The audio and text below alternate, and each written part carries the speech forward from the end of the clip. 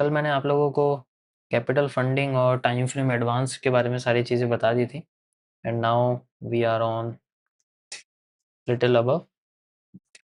तो इसके अंदर काफ़ी सारी चीज़ें हैं जो और भी मैटर करती हैं। ठीक है, तो उसी में से हम लोग आज दूसरी चीज़ देखेंगे।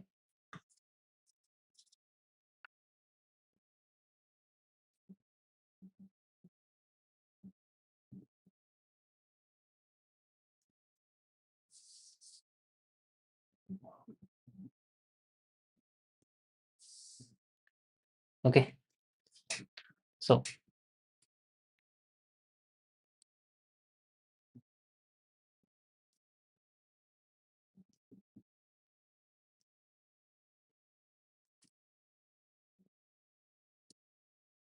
एमएमसी फेज 2, इसके अंदर कई सारी चीज़ें हैं। जैसे सबसे पहले आता है हमारा टाइम बेस्ड एनालिसिस।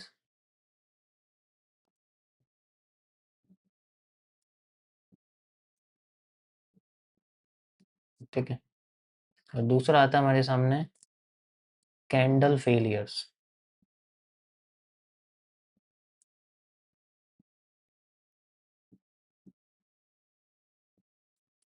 देखो, जो फेज 2 है ये जनरली शुरू होता है आपके एंट्री मॉड्यूल्स के लिए।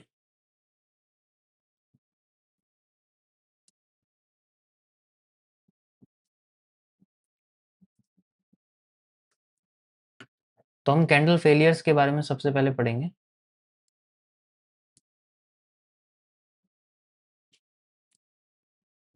कई तरीके के जोन्स पर कैंडल फेल होती है। अगर वो मान लीजिए हमारी टॉप जोन है, जिसे हम लोग आसान भाषा में रेजिस्टेंस कहते हैं,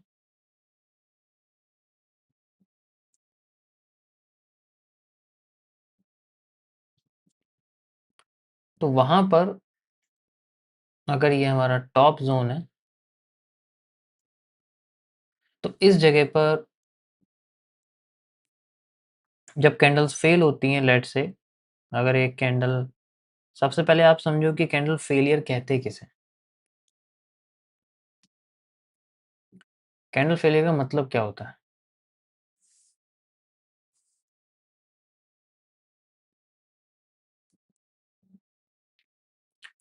कैंडल फेलियर का मतलब होता है कि अगर कोई भी कैंडल, जैसे इन केस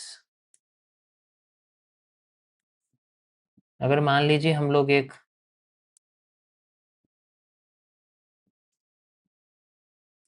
ऐसी कैंडल की बात करते हैं और हम लोग एक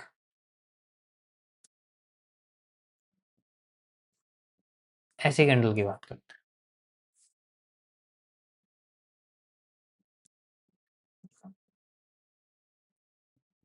ये दोनों किसी भी कलर की हो सकती हैं।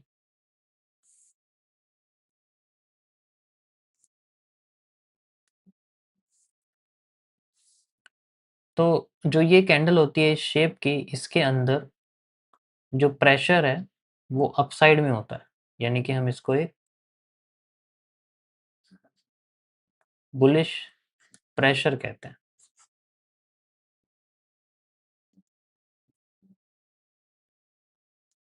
सेम इसी तरीके से अगर आप देखोगे तो यहाँ पर आपका बियरिश प्रेशर होता है। तो ये जो बुलिश और बेरिश प्रेशर होता है, यहाँ पर इनकी चीज़ें होती हैं। लेट से ये कैंडल फेल होगी जब इसका लो ब्रेक हो जाएगा, ये कैंडल फेल होगी जब इसका हाई ब्रेक हो जाएगा, तब ये कैंडल फेल हो जाती है। क्योंकि बहुत सारे लोग दुनिया में इन कैंडल्स के लो पर अपना स्टॉप लॉस लगाते हैं, और सेम इसी तरीके से बहुत सारे लोग अपना इस कैंडल के हाई पे अपना स्टॉप लॉस लगाते हैं। तो सारा खेल यहाँ से शुरू होता है।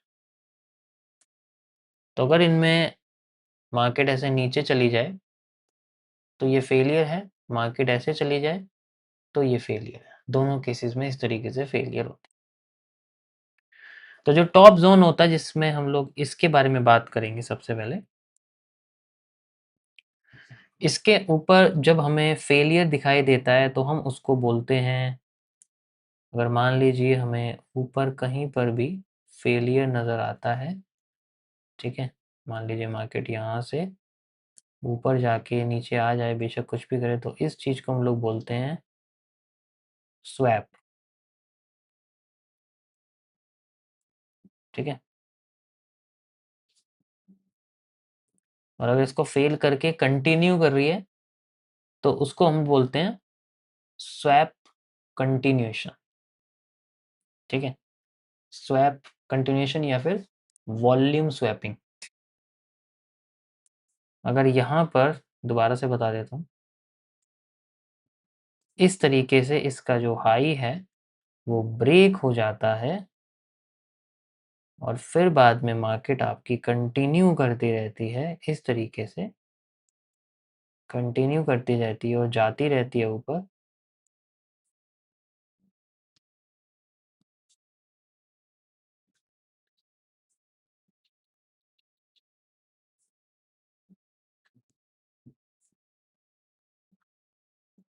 तो ऐसे केस में आपका जो ये पोर्शन है, इसको बोलते हैं वॉल्यूम स्वैप।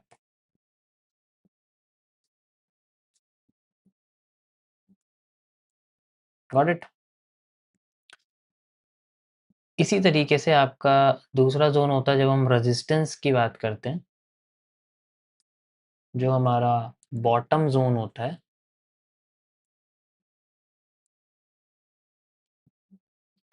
जिसे हम लोग सपोर्ट बोलते हैं।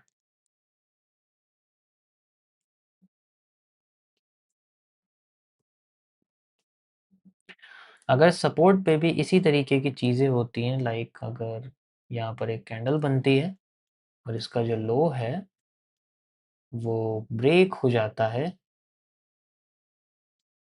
और फिर कंटिन्यूएशन होता रहता है, मार्केट एक ही डायरेक्शन में नीचे आती रहती है।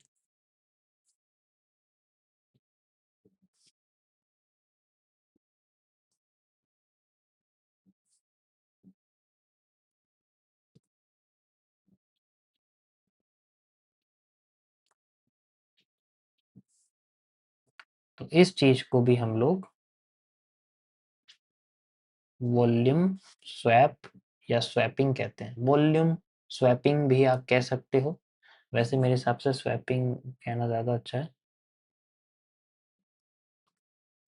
ठीक है?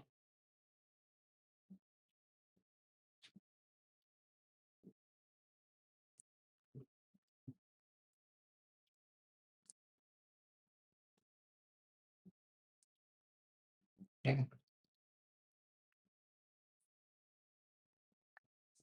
Got it? अब यहाँ पर हम लोग बात करते हैं नेक्स्ट चीज़ के बारे में कि इनसे अलग क्या होता है। इसी तरीके से जैसे यहाँ पर स्वैप होता है, इन केस अगर मार्केट ने कंटिन्यूएशन नहीं किया, सेकंड पॉइंट इसका जो निकल के आता है दैट इज़ नॉन कंटिन्यूएशन। तो अगर यहाँ पर मार्केट ने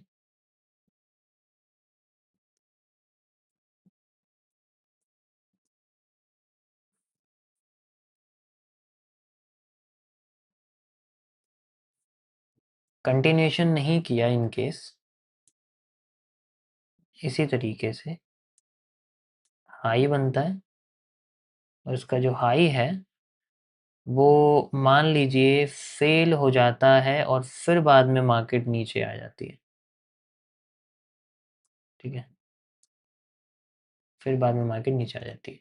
तो इस चीज़ को हम लोग बोलते हैं स्वीप।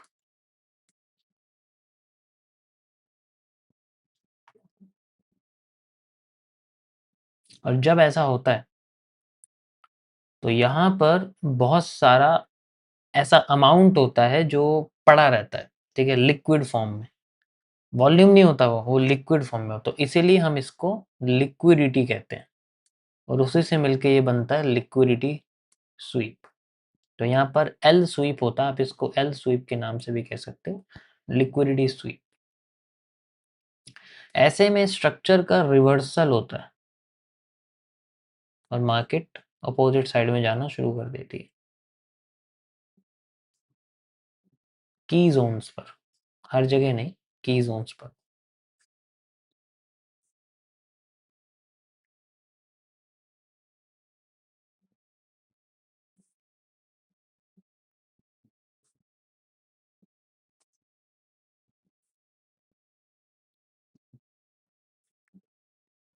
ओके, इसी तरीके से आपके बॉटम जोन्स की अगर हम बात करें तो यहाँ पर भी इसी तरीके से होता है कि अगर यहाँ पर आपकी जो कैंडल है वो इस तरीके से हो जाए कि ऊपर जा रही है इन केस, लेकिन उसने पहले अपना लो फेल कर दिया है, तो हम इस पूरे पोर्शन को भी लिक्विडिटी स्वीप कहते हैं।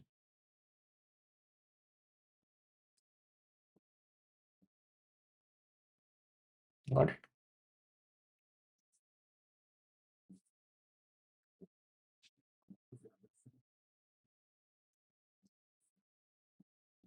ये सारी चीजें आपकी की जोन्स पर होनी चाहिए, मतलब जितनी चीजें मैंने आपको बताई है सारी की सारी चीजें की जोन्स पर होती हैं तो ज्यादा अच्छा है। ठीक है, हम इसका इस्तेमाल करते हैं कैंडल के मतलब ये देखने के लिए कि एक्चुअली स्टॉप लॉसेस कहाँ लगे हुए हैं, विक्स कहाँ है, प्रेशर्स कहाँ है, इन सब चीज़ों। समझ आया? तो ये आपका छोटा सा आज का टॉपिक था, आई होप आप लोगों को समझ में आया होगा, मैंने समझा दिया है। कल मैं आपको इसके अंदर नेक्स्ट जो भी कंटिन्यूएशन होगा उसके बारे में हम लोग बात करेंगे, लाइक ट्रिपल सी के बारे में, कि हाँ ट्रिपल सी कैसे यूज़ होगा, और टाइम बेस्ड यानी कि जो रेंज होती है उसके बेसिस पे हम लोग कैसे एनालिसिस